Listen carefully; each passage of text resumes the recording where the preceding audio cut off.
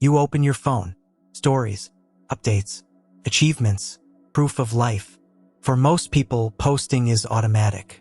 Something happens, they share it. They're seen. They're validated. Life moves on. But some people don't post. Not once a week. Not once a month. Sometimes not at all. And it's not because they don't exist. It's not because they have nothing going on. So what's really happening? Let's break it down. First, the deep processors. Some people experience life internally first. They don't rush to turn moments into content. They sit with experiences while they're still forming. They think before speaking, reflect before revealing. To them, posting feels premature, like sharing a thought before it's fully understood. They want experiences to settle, to make sense, to gain meaning.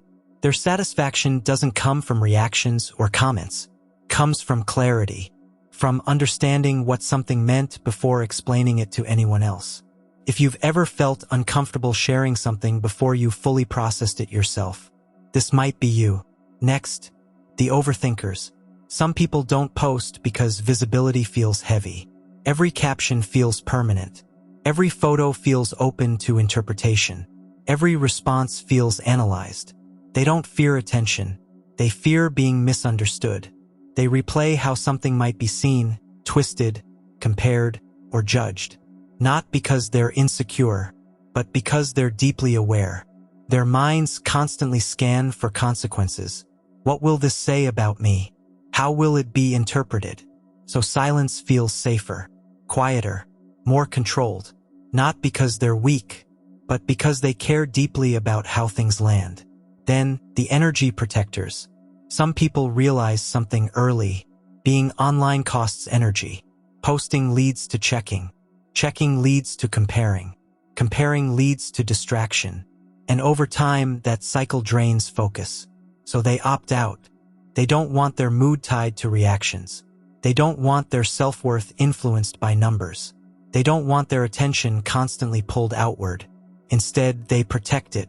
They give access selectively, only to people, spaces, and things that actually matter. Their life feels calmer offline. Their thinking feels clearer. Their focus feels sharper. If social media leaves you feeling scattered instead of inspired, this might be why. Another, the invisible strategists. Some people stay unseen on purpose. They understand how perception works.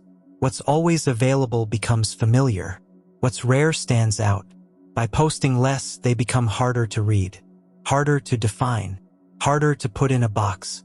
Their absence creates curiosity. Silence replaces noise. Presence becomes intentional. They don't chase attention. They let restraint do the work. People notice their quiet more than others' constant updates. And that mystery creates a different kind of respect. Finally, the fulfilled ones. Some people simply don't need an audience. Their life already feels complete. They enjoy moments without documenting them. Joy without proof. Memories without witnesses. They don't confuse sharing with living. They don't need confirmation that their life matters. Their happiness doesn't need to be explained, displayed, or validated. It happens quietly, and that's enough for them. Some people post effortlessly. Others stay silent. It's not shyness. It's not failure. It's not being behind. It's how their mind protects energy, meaning, and control. So the next time you notice someone who never posts, ask yourself, invisible or intentional? The loudest people aren't always the most powerful. Sometimes it's the quiet ones. Tell me which one resonates with you in the comments. And subscribe for more psychology breakdowns like this.